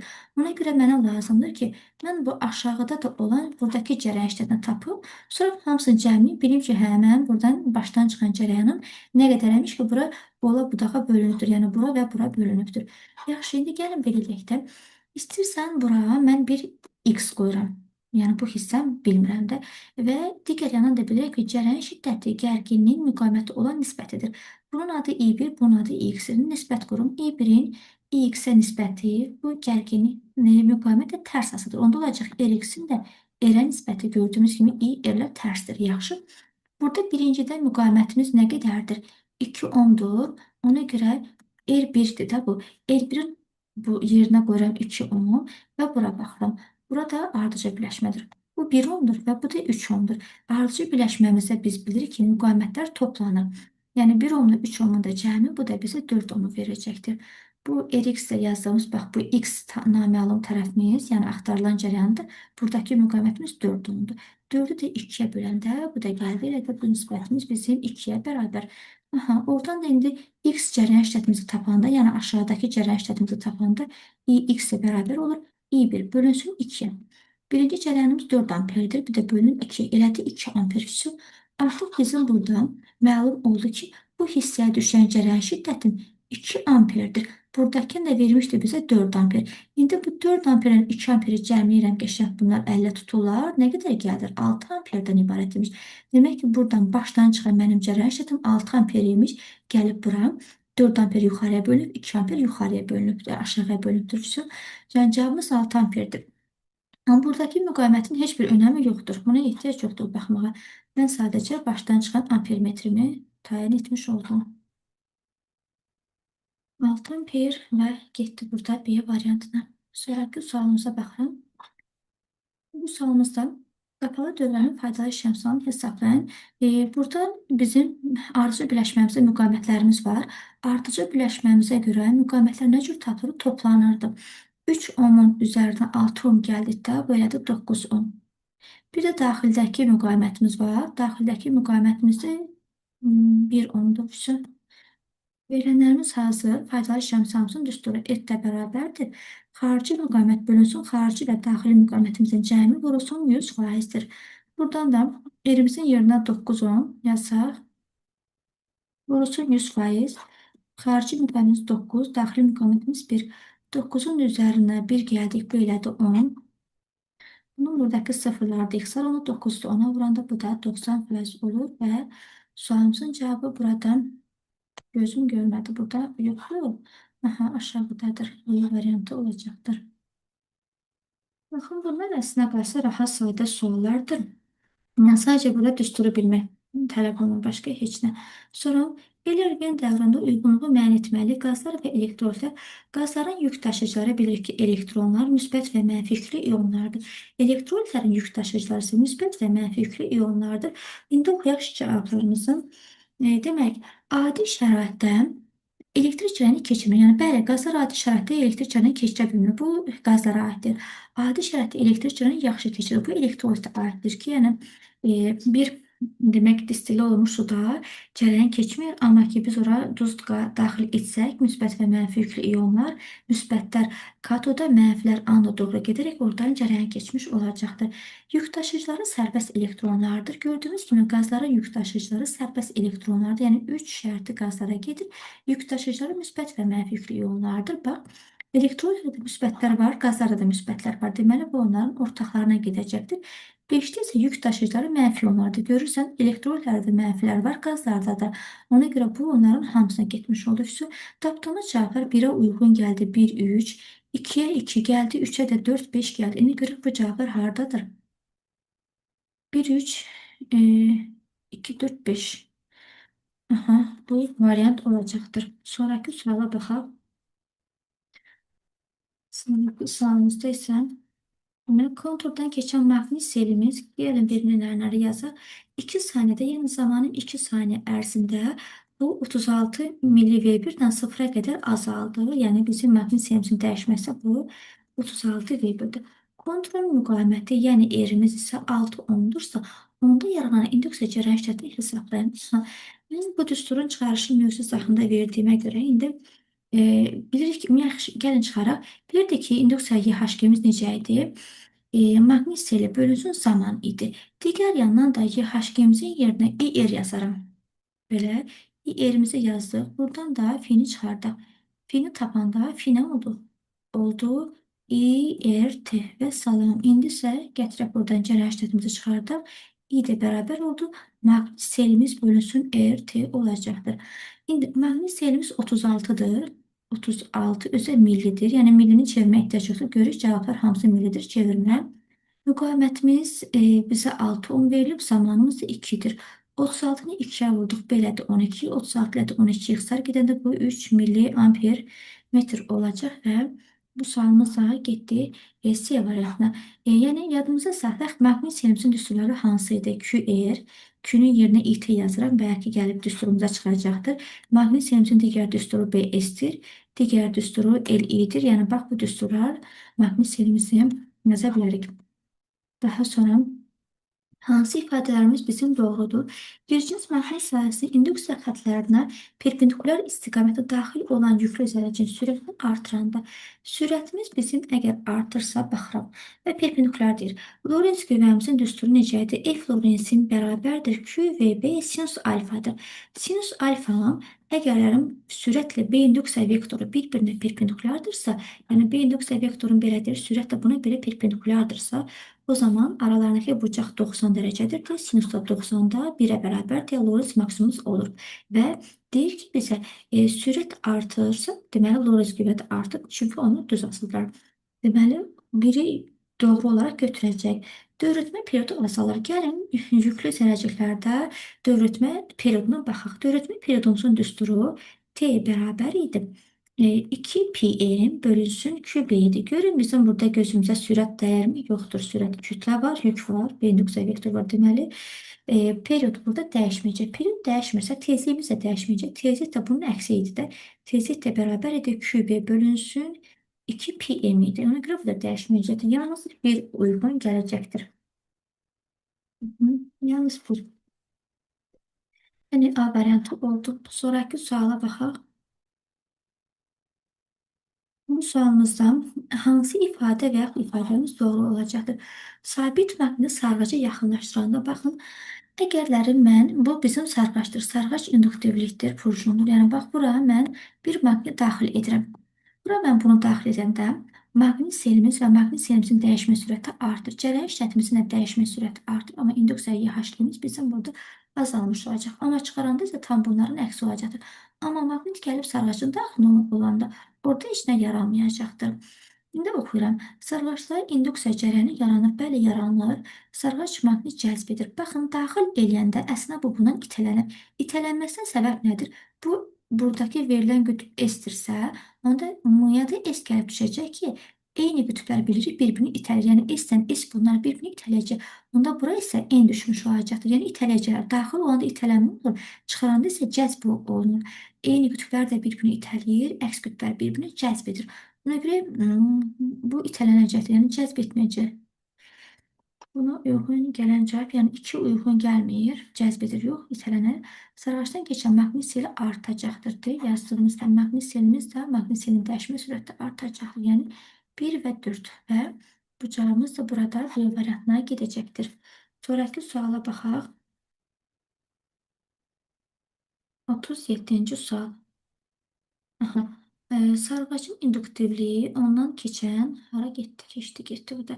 Ondan keçən cərəyan şiddətini 2 dəfə azaltdıqda maqnit sahəsi enerji necə dəyişir? Bax, sarğacın induktivliyi L-dir. Buna yazılan bir L. Bir də cərəyan şiddəti. Hər ikisini deyir 2 dəfə azalt. 2 dəfə bunu azaldım, 2 dəfə də bunu azaldım. İndi deyir, maqnit sahəsi enerjisi necə dəyişəcəkdir? Öncə düsturumuzu yazıram. Maqnit sahəmizin enerjisi bərabərdir L-in kvadratı bölünsün 2-dir. Bizim burada sarğacımızı, yəni induktivimizi 2 dəfə azaldırsa, L-in yerinə 2 qoy buradan. Sonra cərəyan işlətimiz də i-dir. I-ni də 2 dəfə azaldıq. İni də yerinə 2 qoy buradan. 2. Bu, belə götürək. Bax, bu düsturlardakı 2-lər sabitlərdir. Ondan işiniz yoxdur. Siz ancaq verilən fiziki əməklərə fokuslanın. İstəsən bunu ilə çaşdırıcı olmasın deyə. 2-nin kvadratı elədir 4. 4 və 2 ilə 4-ə vuranda demək maqnit sahəmizin enerjisi 8 dəfə artacaqdır. Və 8 dəfə artar, görək haradadır. Və bu da olur D variantı. Yox, bir dəqiqə, mən niyə onu artar dedim? Axı, bu azalır dedi. Azalır, 8 dəfə azalacaqdır. Bilirsiniz, mən həmişə izahlarımı axşamlar edirəm. Ona əsasən gün ərzində hazırlıqlar və daha sonra isə günün sonunda uşağı yatızdırmaq və sonra isə yorğun ağrın test izahlarına görə bax belə bəzən çaşa bilirəm. Sonra digər sualımız isə rəqs konturunda elektrik yükü verilib bizə bu qanunu dəyişir. Elektrik tutumu 4 mikrofaraddır və elektrik sahəsinin enerjisinin maksimal qiymətini tapın. Elektrik sahəmin enerjisinin düsturu Q kvadratı bölünsün 2-sidir. Mənə dedi ki, buradan elektrik sahəsinin maksimal qiymətini tap deyirsə, onda bunun ayağına maksimum atıram, yükün də ayağına demək ki, maksimum alacaq. Onsuz da mən bu tənliyə görə bilirəm ki, bizim buradakı yükümüz nədir? QM-dir. Bu Q'imizdir. Q'm 0,2'dir. Q'min yenə 0,2'nin kvadratıdır deyə 0'dan %4 qoyuram. 2 vurulsun tutumumuz da 4 milli faraddır. Milli isə 10 üstü -3 deməkdir. Bu da belə. İndi gəl sadələşdirək buradan. 4 ilə bu 4, 4'lü x olundu. Qaldı 0'dan %1. Sonra bu da bölünsün 2'dir. 10 üstü -3'ümüz də qalxandan yuxarıya elədi 10 üstü -3. Bunu da vurduqda onu da 0 %1'i minyə vurduq. Belədir 10 və bölünsün 2 gəldi elədi 5 çox və bu sualımızın cavabı A variantına gedəcəkdir. Sonraki suala baxaq. Bu eyni sualdır. Sonraki sualda elektromagnet dalğası vakuum mühitindən vakuumla hər hansı bir mühitə keçəndə sürət 2 dəfə azalır. Bu halda baxın, sürət ən böyük qiymətinin hansını alır? İşıq sürətinə 3 vur 10 üstü müsbət 8 metr bölünsün saniyə. Bu vakuumdan başqa bir mühitə keçibdir. Özü də qeyd etdiyim kimi sürətin sən 2 dəfə azaldı. Sürətin düsturunu yadımıza salıram. V bərabər lambda newdur. Əgər sənin sürətin 2 dəfə azalırsa, lambdanın da dalğa uzunluğunda o da onun qədər azalacaq 2 dəfə. Amma biz demişdik ki, tezlik, period və enerji bu üç fizik qiymətlər mühitdən mühitə keçəndə heç vaxt dəyişmirlər. Deməli, lambda 2 dəfə azalacaqdır. Tezlikdə, periodda, enerji də dəyişməyəcək. Azalır, 2 dəfə azalır və dəyişməz cavabımız bura oldu. Hansı variantı? Bu deyəsən D variantıdır. Aha, burada D variantı. Sonraki sualımızda bu 40-cı sual. Aktiv müqavimətli dəyişən cərəyan dövrəsinə cərəyan şiddətinin zamanın asılığı verilir. Müqavimət 20 ohm olarsa, gərginlik amplitud qiymətini tapın. Bizə verilən müqavimətimiz 20 ohmdur və aktiv müqavimətdir. Yaxşı. Aha, baxıram, gərginlik maksimum deyirsə, aktiv müqavimətdə ohm qanunumuz necə idi? I bərabər idi, U bölünsün R idi. Maksimumu soruşursa, onda mən bunun ayağına M atıram, yəni maksimum. Buradan da U-imizi tapanda, onda U-M də bərabər olacaqdır. Cərəyan şiddetimizin maksimumu vurulacaqdır aktiv müqavimətdə. Və bir yandan da bilirik ki, istənilən bir fizik qiymətlər verilirsə, kənardakılar onların maksimumlarıdır, yəni amplitudlarıdır. I-M'imizin maksimumu 4 amperdir. Gətirib I-M'in yerinə buradan 4 qoyuram. Aktiv müqavimətimizdə 20 ohm veribdir. 4'ü də 20'ye vuranlıqda gərginliyin maksimum qiyməti 8 volt olur. 8 nədir? 80 volt. 80 voltsa bu da olur. C variantı. Sonraki suala baxaq. Cismin müstəvi güzgüdə xəyali müstəvi güzgü gün ərzində bizim istifadə etdiyimiz, bəzənib düzəldiyimiz güzgüdür, gözəlləşdiyimiz güzgüdür. Bu bizim müstəvi güzgümüzdür. Müstəvi güzgüdə öz şəklimizi buradan çəkək və bu deyək ki, adamdır. Buradan mən nə tərəf görürəmsə, adam biraz qorxulu çıxdı, buradan yaxşı. Mən bu adamı burada nə tərəf görürəmsə, bu da eyni ilə xəyali o cür şəkildə olacaqdır. Və nə boyda özümüzü görürük, özümüz boyda görürük. Yəni, güzgüyə baxdığımız özümüz boyda olur da. Yəni, burada kiçildilmişdir. Demək, kiçildilmiş deyil. Mən xəyalın bu güzgünün arxa hissəsini aldım. Buna görə arxa hissəsini aldığına görə bu xəyal möfhümüdür. Özümü düz görürəm, tərsinə görmürəm ki, tərsmə Allah görürəm, düzünə görürəm. Deyil, həqiqi də deyil, dedik axı möfhümüdür. Əgər möfhümü cavabı varsa, həqiqi onun antonimidir, yəni əksidir. Yəni, yalnız burada möfhümü xəyal olur. Başqa cavablar olmur. İndi buna uyğun cavabımız yəni müstəvi güzgü həm özü boyda olur, həm düzünə, həm də möfhümü olur. Yalnız möfhümü. Möfhümü hansı idi? 2. Aha, yalnız 2 olur cavabımız. Yəni oldu bu da C variantı. Sonraki suala baxaq. 2F nöqtəsinə keçərək çökük güzgüyə düşən birinci şüasının sonraki yolu hansı olmuş olacaqdır? 2F nöqtəsinə keçərək. Yaxşı, gəlin baxaq. Öncə görürük ki, bu bizim hansı güzgümüzdür? Çökük güzgü. Bax, görürsən, çöküb içəriyə batıbdır. Amma bu yandan xəyal çıxsa, bu yandan işıq çıxsaydı, bu buna görə qabarıq güzgüydü. Bunun bu hissəsi nədir deyə. Artıq bura bizim olur çökük güzgümüz. Yaxşı, indi gəl baxaq. 2F-dən keçin. 2F harada yerləşirdi? Bura bilirdik ki, güzgülərdə T segmentin təpə nöqtəsi idi. Bu bizim bir qat Fox məsafəmiz idi. Bura bir Fox məsafəsi yazıram. Bura O isə optik mərkəzdir. Optik mərkəzin 2-3 dənə adı var. Birində R ərlik radiusudur. Digərinin adı isə 2 qat Fox məsafəsidir. O da dedi 2F-dən keçdi. 2F-dən əgər bizim bir şüamız keçirsə, o bax belə gəlir güzgüyə taraf dəyib, taraf da geri qayıtmış olacaq. Yəni gəldiyi şəkildə geri qayıtacaqdır. Yəni buradan çıxanı soruşur. Üç istiqamətlilərə geri qayıtmış olacaqdır. və sualın cavabı burada C variantına gedir. Sonraki suala baxaq. 43-cü sual. Linzanın fokus məsafəsi linzadan xəyala qədər olan məsafədən asılığı hansıdır? Fokus məsafəmiz F-dir. F-im yalnız optik qüvvədən asılıdır. Yəni, o da onun tərs asılıdır. Optik qüvvəmiz də D də F-dən tərs asılıdır. Yəni, başqa digər fiziki əməklərdən nə onun xəyalından, nə cisim məsafəsindən, nə hündürlüyündən xəyalın, nə də cismin hündürlüyünün asılı olmayacaqdır. Yəni, cavabımız burada A variantı olar. Sonraki sualımıza gəlin baxaq.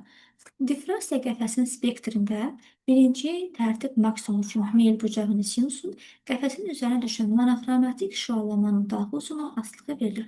A nöqtəsində uyğun dalğa uzunluğunu hesablayın. Gəlin şəklə baxaq. Aha, bu şəkli mənə verir və deyir ki, sən bax bu A nöqtəsindəki dalğa uzunluğunu tapmasan, lambda A-nın sualdır, yaxşı. Gəlin belə deyək, bura deyək ki, K nöqtəsidir, öz baş hərfini qoyuram, burada deyək ki, A nöqtəmizdir. Öncə diffrasiya qəfəsi üçün düsturumuzu yadımıza salırıq. D sinus fi bərabərdir K lambdadır. İndi biz görürük ki, buradan, yəni sinus fini verir, bir də lambdanı verib. Görürəm ki, sinus fi və lambda düz asılıdır. İndi gəl nisbət quraq yazaq. Lambda A-nı soruşursa məndən, onda bu da K nöqtəmizdir. Lambda A-nı lambda K-ya nisbətdir. Sinusla düz asılıdır. Onda olacaq sinus A-nın, sinus fi A-nın sinus K-ya nisbətdir. Belə. Yaxşı. A nöqtəmdə sinusumuz nə qədərdir? 0,5-dir. Bunun yerine 0,5 yazıram. K nöqtəsində bircə dəqiqə üzr istəyirəm. Yorğunluqdan artıq səhv danışıram. A nöqtəsində sinusumuz bizim düzdür də, hə 0,5-dir. Amma K nöqtəsində sinus fimiz 1-dir. Bunun yerinə yazdım. 0,5-i də 1-ə bölmək ilə bu 0,5 deməkdir. Buradan bunu da qeyd edək ki, bu 0,5 oldu. Amma məndən A nöqtəsini soruşur. A nöqtəmi soruşursa, onda bu buna çarpaz vurulacaqdır. Yəni, lambda A-mız bərabər oldu. 0,5 lambda K-ya. K nöqtə nədir? Buradadır. Vurulsun. Lambda A bərabərdir. 0,5 vurulsun 600. Bu da gəldi elədi 300 nanometr. Bu da bax, burada nanosu var. Nano 10-su -9 deməkdir. Amma cavabı bizə nano verdiyinə görə çevirməmizə ehtiyac yoxdur. Yəni, bu sualımız B variantına gedəcəkdir. Yəni, sadəcə biz burada nisbət qurduq. Yəni, baxın, bir nöqtə ilə, bax, bu hissə ilə buranın bir götürdük bucağını və bu hissə ilə də buranın dalğa uzunluğu bucağını bir gəldik, götürdük, nisbət qoyaraq yazmış olduq. Sonraki sualımızda 15 volt potensial fərqini keçən alfa zərrəcik kinetik enerjisinin dəyişməsini hesablayın. Ümumiyyətlə bizə potensial fərqi verirsə, bu bizim delta fimiz deməkdir. Yəni delta fi ilə gərginlik deməkdir. Bunu verib bizə 15 volt və deyir ki, elementar yükün də var sənin. Alfa zərrəcik. Alfa zərrəcik də bilirəm ki, helium 2-4 nüvəsindən ibarətdir. Digər yandan da kinetik enerji nədir? Kinetik enerjimizin dəyişməsi elə müsbət işə bərabərdir. İşimizin də açılışı necə idi? İş də QU-da yaza bilərəm, Q delta fi-də yaza bilərəm. Yazıram buna Q delta fi. Sonra yazıram yenə kinetik enerjimiz bərabərdir. Q-nun da yerine yazıram. Burada görsən bizim alfa zərrəcimizdə yükün sayı nədir? 2-dir. Onda bu Q-nun yerinə N-i yazıram. Yəni N nədir? Onun sayıdır. Sayının yerinə 2 qoydum. Vurulsun elementar yük, bir də vurulsun delta fi. Demək, hər bir şey verilənlər əlimizdə hazırdır. 2 elementar yükümüz. 2 elementar yük 1,6 vur 10 üstü -9'dur. Bunun yerine yazan 1,6 vur 10 üstü -19. Və delta fi'miz də nə qədər oldu? 15 volt oldu. Bunun yerine 15 volt yazdıq. Demək, 2'ni 15'e vurduq, belə də 30. 30'u 1,6'ya vurduq, belə də 48. 10 üstü -19. Amma buradan tamı veriblər buraya. 4,8 vur 10 üstü -18 joule olaraq sualımızın cavabı burada A variantına gedəcəkdir. Sonraki sualımıza baxaq.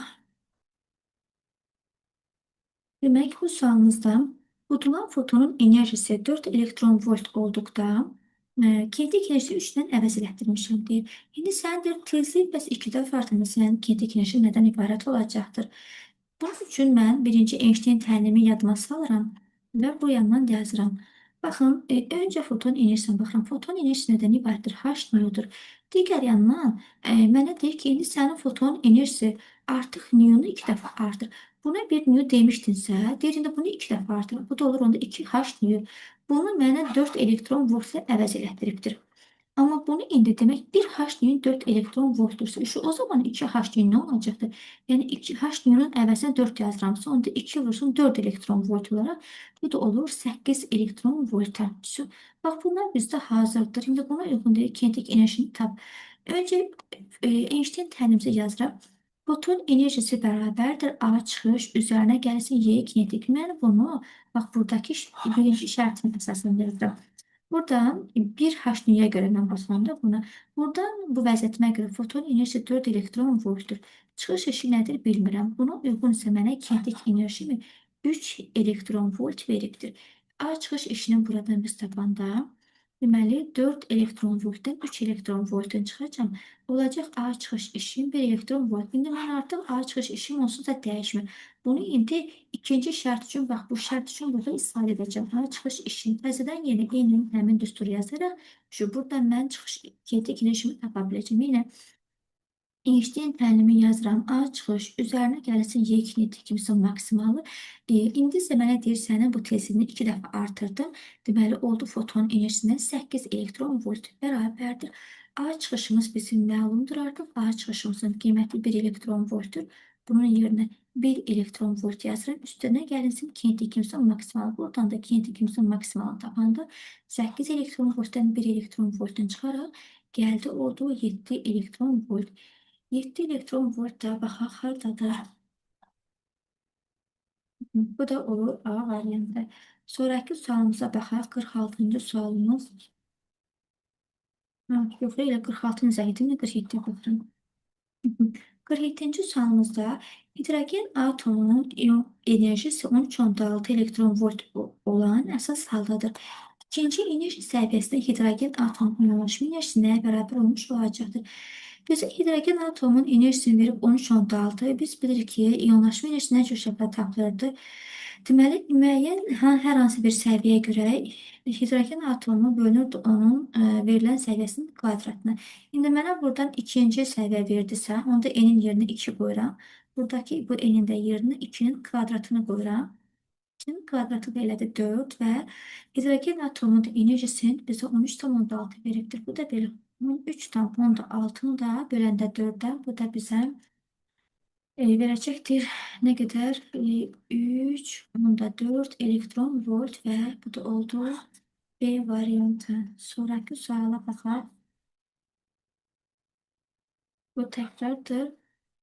Burada sonra 47-ci sual. Lityum nüvəsinin xüsusi rabitə enerjisi Y olarsa, bəs bunun rabitə enerjisi nəyə bərabər olacaqdır? Ümumiyyətlə, xüsusi rabitə enerjisi bilirdik nə idi? Rabitə enerjisinin bir nukleona olan nisbətidir. Buradan görürük, lityumu veribdir. 3 və 7-dir. Həmin bax, buradakı verilən A nukleondur. Həmin nukleon bax, burada 7-dir onun sayı. Yəni, nukleonun yerinə mən buradan 7 qoyacağım. Belə. Sonra xüsusi rabitə enerjisini deyir bir Y ilə əvəz elətdirmişəm. Bunun da yerinə bir Y qoydum. İndi deyir ki, tap rabitə enerjisini. Rabitə enerjimizi tapanda, onda bir dəqiqə rabitə enerjisini tap deyir. Y rabitə enerjimiz bizim bərabərdir. Bu xüsusi rabitə enerjisi 7-yə vurulacaq. Olacaq 7Y. 7Y də burada Y variantına gedir. Sonraki sualımıza baxaq. Elementar zərərlərin qeydə alınması üçün hansı cihazlardan istifadə olunur? Hətta yüklü zərərləri qeyd etmək üçün Wilson kamerasından və Hager sayğacından istifadə olunur.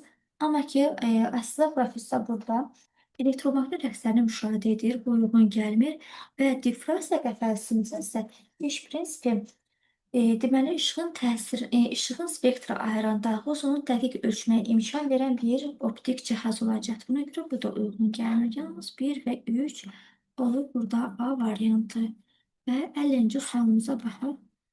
50-ci sualımızda yaxına götürək, yaxşı biraz düşməyibdir. Faydalı iş əmsalımız 30% olan avtomobil mühərrikinin sərf etdiyi benzin kütləsinin zamanın asılı qrafiki verilir. Kütləmizin zamanın asılı verilir. Avtomobil 23 metr saniyə sürətlə, düz xətli bərabər sürətlə hərəkət edərsə, dartı qüvvəsini hesablayın. Burada çox fizik qiymətlər var. Gəlin yazaq görə ağlımıza nə gəlir? Faydalı iş əmsalımız eta 30%-dir. Sonra verilən sürətimiz 23 metr bölünsün saniyədir. Xüsusi yanma isimiz Q 46 millicol böl kiloqram və kütləmiz var. Kütlənin üstəki bax buradan 36, 3.6 kiloqram götürürəmsə, buna uyğun zamanım da 1 saatdır. 1 saatımız da bizim 3600 saniyə olacaqdır. Və bizdən nəyə soruşdu? Dartı qüvvəsini soruşdu. Bu sualdır. Axtarışdadır. Yaxşı. İndi bunun üçün biz faydalı iş əmsalının hansı düsturunu yaza bilərik? Biz bilirik ki, faydalı iş əmsalı nə idi? A faydalı işin tam işə olan nisbətidir və vurusu 100%-dir. Digər yandan da mövzu zaxına da demişdim ki, həmişə bizim İlk görülən işimiz tam işdir. Sonra görülən iş isə bu artıq bizim faydalı işimizdir. İndi bax, belə götürək. Birinci maşın sürən mən nə edirəm? Mühərriki işə salırıq da, yəni yanacaq yanır da. Yanacaq yanırsa, yanmanın düsturu nə idi? Yanma. Yanmanın düsturu QM idi. Deməli, bizim burada birinci görülən işimiz tam iş olacaqdır. Tam işin də yerinə mən burada QM yerləşdirmiş olacağım. Onu da yazıram. Tam işimiz bizim QM-dir. Deməli, sonraki görülən iş isə artıq faydalı işdir. Faydalı işin də yerinə güc vurulsun zaman yazaram və bu da vurulsun 100%-dir. Bu da belə. Gücün bir düsturu var idi. Güc nə idi? Deməli, iş bölünsün zamanı idi. İşin də yerinə Fs yazaram buradan. Bu da bölünsün T. S bölünsün T mənə sürəti verəcək. Onda olacaq F dartı qüvvə vurulsun sürət. Yəni, gücün bax düsturunun yerinə bu ifadəni yerləşdirə bilərəm. Yəni, qüvvə vurulsun sürət. Bunun da yerinə bunu qoysaq, demək, qüvvə vurulsun sürət. Digər yandan da bizdən elə qüvvəni soruşdu. Artıq demək ki, düsturda olan bütün fizik əməklərimizi gəldi, tapdıq buradan. Yəni, bu işimiz, bu fizik əməklər hamısı faydalı iş əmsalına gəlib bərabər olacaqdır. Deməli, buradan qüvvəmizi çıxardıq. Qüvvə bərabərdir. Bu hissəmiz bura belə çarpaz vurulacaqdır. O zaman olacaq eta QM bölünsün, bax, bunun qüvvənin yanındakı olan fizik kəmətlərə. Böləcəm bunu sürət, zaman, bir də vurulsun 100%. Faydalı iş əmsalımız bizim 30-dur. Bunun yerinə 30 yerləşdirək. Xüsusi yanma istilim 46 millicoldur. Milli 10^-6-dır. Kütlə bizə verilib 3.6. Sürətimiz 23 metr saniyə. Zaman da 1 saat idisə onu əsas fayda çevirirəm. Bu da elə 3600, bir də vurulsun 100-dür. İndi gəlin, yenə mən bunu sadəlik olsun deyə əmsalla hesablayacağım. Yəni, əmsalla yəni sıfırlara fikir vermirəm bir sözlə. 36 ilə bu 36-lığı ixtisar elədik. Bunu aradan çıxartdıq. Sonra bu 46 ilə bu 23-ü bir-birinə böləndə bura 2 gəlib düşəcəkdir və buradan da 30-luğu və 30-u 2-yə vuranda ya cavab 600, ya 60, ya 6-lıqla bir cavabımız gəlib çıxmış olacaqdır. Bax, bu da getdi A variantı. Çünki yenə qeyd edirəm, görsən cavablar hamısı fərqlidir. Yəni, belə olanda əmsalla bunu hesablaya bilərsiniz ki, vaxtı da qənaət etmiş olarsınız. Belə, əziz müəllimlər, ümid edirəm ki, bu izahlarım sizə aydındır. Öz fikirlərinizi rəybimlə yaza bilərsiniz. Əgərlərim nəyisə səhv danışdımsa, üzrü hesab edin. Çünki mən həmişə test izahlarımı axşamlar saat 12-dən 1-dən sonra izah edirəm. Ona görə də bu yorğunluq, yəni insana xaldır. Yorğun olaraq bəzən nəyisə səhv ifadə edə bilərəm. Əgər videonu bəyəndinizsə, abunə olub, daha sonra videonu paylaşıb öz fikirlərinizi rəybimə yaza bilərsiniz. Sağ olun, Allah amanında.